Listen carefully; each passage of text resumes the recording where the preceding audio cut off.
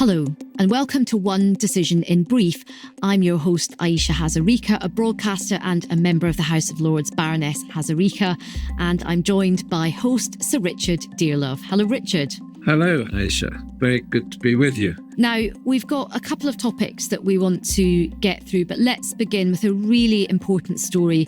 And this is the US Supreme Court striking down Donald Trump's sweeping tariffs. What did you make of that ruling, Richard? Well, I don't think it was particularly surprising. It was a 6-3 decision in the Supreme Court. But if you look in the cold light of day at the interpretation of the powers that the president used to impose tariffs, it was a very questionable decision. So despite the fact you've got a highly conservative Supreme Court with a significant, let's say, right-leaning majority, they still found against Trump. And I think as lawyers, they had really no option. Despite the fact that that decision was anticipated, I think we are cast into chaos to an extent, because it seems from Trump's subsequent comments that he wants to, as it were, go back and reimpose tariffs at a general level under new powers, which would, as it were, or let's say, I shouldn't say under new powers, under different powers. It's said that he wants to impose 15% tariffs using the 1974 Trade Act as a temporary solution. So I think we're in a very confusing situation. I mean, I'm staying here in Aspen with people who are international businessmen. And in terms of the impact on the one I was talking to within the last couple of days, he's very excited because he has manufacturing capabilities in Vietnam, and the change in tariffs bring a lot of credit back to his business. So it cuts in different directions, whereas in the UK, we thought we had a tariff deal, and we're now faced with a completely different situation, which has to be renegotiated. So all those international statesmen who streamed into DC to get a deal under the tariffs find that their time and energy was wasted, because they now face a new problem. So I would sort of describe this as tariff chaos, with the Trump administration hanging on very strongly to the concept of tariffs. And being here in the States at the moment and watching the media, there are plenty of manufacturers in the States who are fed up with the Supreme Court because they did see the tariffs as protecting the reestablishment of certain manufacturing businesses. So, gosh, what a confusing situation, which will take at least another 6 to 8 months to play out into some sort of clarity. And certainly from a sort of UK government point of view, I mean, it was felt that Keir Starmer and his team had done a really great job to get these 10% tariffs. And that was a great feather in the cap of Keir Starmer, who is obviously having quite a difficult time at the moment. And I certainly know trade negotiators who are just exhausted at the fact that they've got to start the whole process again. I mean, it's very actually, if you are a trade minister or you're a trade negotiator, this is relentless at the moment. And the uncertainty is very difficult for, policymakers and business as well. Yeah, absolutely agree. So I think we're in a very confused situation, which to trading nations with large relationships with the United States is very, very difficult and will be a high political priority. And as you say, the trade negotiators, we have to, as it were, express our sympathy for their frustration. You being in America at the moment, what do ordinary people think about tariffs? Is this a story which is cut through to everyday people? And do you think an issue like this will have an impact as America moves towards the midterms? Well, clearly the midterms are of crucial importance politically. And everybody is holding their breath to see how these issues will play out electorally. And, we've got until November. That's a long time in politics. I think the tariff issue will have impact locally in areas both where there's support for the tariffs and where there's opposition for the tariffs. But whether that's a general movement across the whole country, I would doubt, frankly. Well, it's going to be really interesting to see how world leaders react to this, tariff chaos, as you said, and whether they will once again make a beeline to be on bended knee to see if they can cut a new deal with Trump. It's going to be fascinating to see how they deal with this round of the tariffs and whether they do the same thing or they try a different strategy. Yeah. Agreed. Let's now move on to what's happening in Mexico, because that's something which is really important. Latin America has really become quite a geopolitical hotspot, hasn't it, Richard? Absolutely. And I think, this is once again a result of US pressure on its Latin American neighbors, because my understanding is that there's been a huge intervention by the Trump administration in Mexico in pressing Sheinbaum government to really take an aggressive line on the cartels. And the killing of this character, Jose Guerra, in the Jalisco province of Mexico is, I think, hugely important because it's being reported here in the United States as an initiative based on US intelligence.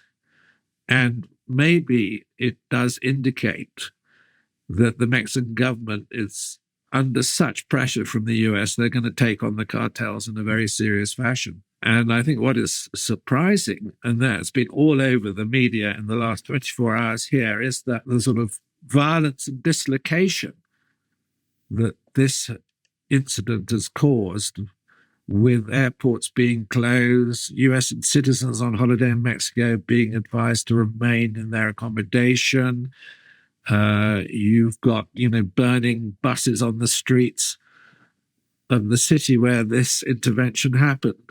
I mean, it's a pretty consequential event for people here in the United States. And of course, it does indicate the seriousness of the grip that the cartels have had on aspects of the Mexican economy. And, Trump's insistence that there should be, as it were, a new front line opened up. And I think that's what we're seeing. The drug enforcement authorities, I think, obviously have been targeting this guy and have pressed the Mexicans to go after him. And let's see what the follow-ons and knock-ons are. But I think we should expect this to be a more general initiative, not just one against one cartel.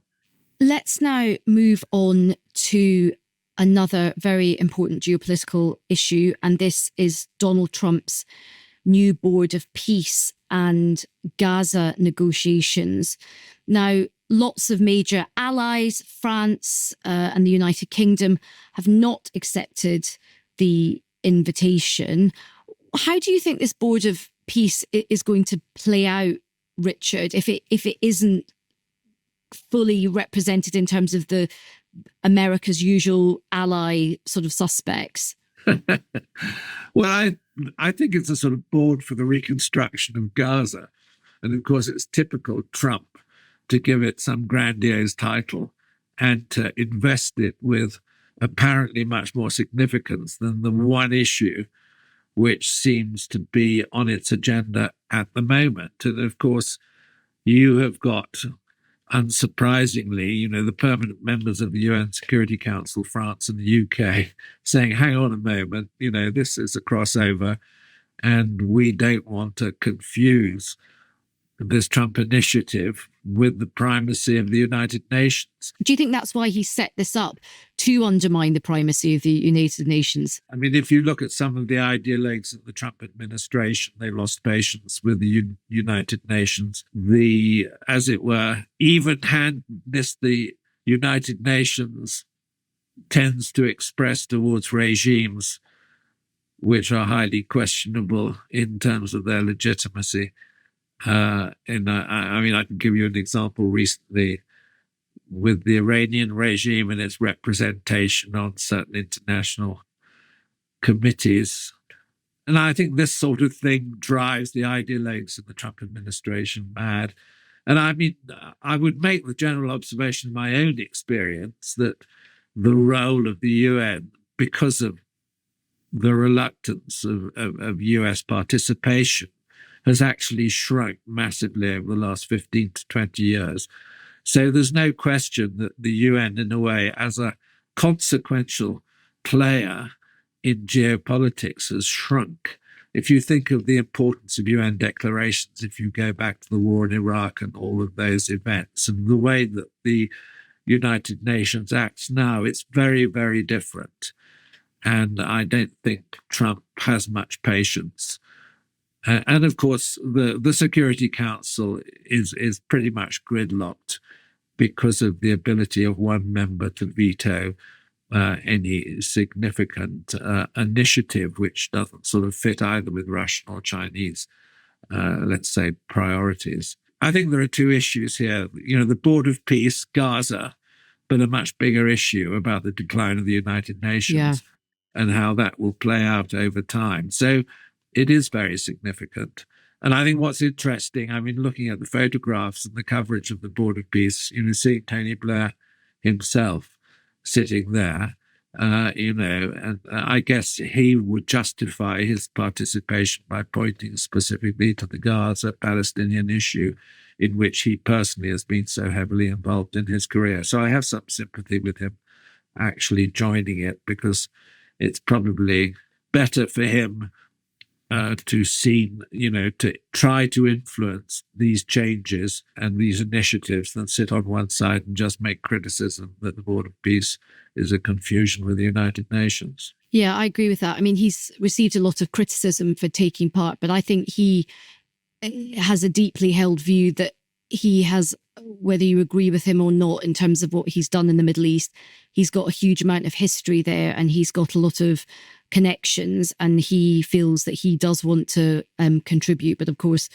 it's been much criticised. But I think your point about the UN is so fascinating, because there is no question that the UN feels completely impotent right now. And you've got this real paradox where you've got a completely impotent United Nations at a time when there is so much conflict going on in the world, and geopolitics is on the lips of everybody these days. There's so many things going on across the world, and it does feel a great shame that the UN feels so weakened, and it doesn't feel like anybody really has a huge amount of confidence in the structure or the institution of the United Nations anymore. No, I absolutely agree with that. And, one has the feeling that maybe the institution has run its political course and something needs to replace it, but it certainly isn't the Board of Peace. And I would just say this as a feminist looking around the Board of Peace, not one woman round the table, which I think irked quite a lot of people as well. Yeah, I think that's very indicative of its sort of partisan, and I mean that in the broadest sense, conception of the organization. And okay, if it's a rebuilding committee for Gaza, it possibly has a purpose, but I don't see it generating much other sort of good in the world beyond that. Well, that's all for this episode, and do make sure you join us this Thursday, because we've got a really fascinating conversation which will look in depth at what's happening in Iran and, of course, Ukraine, as we mark the 4th anniversary of that conflict. Now, for more conversations with leading decision makers and thinkers, check out onedecision.com and our YouTube page, where you'll find additional commentaries, conversations and explainers. I'm Ayesha Hazarika. Thank you for listening.